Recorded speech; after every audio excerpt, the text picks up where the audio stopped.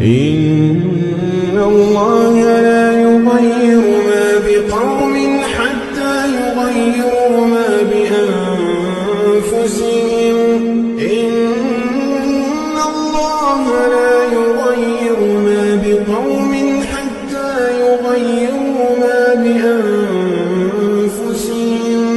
وإذا أراد الله بقوم سوءا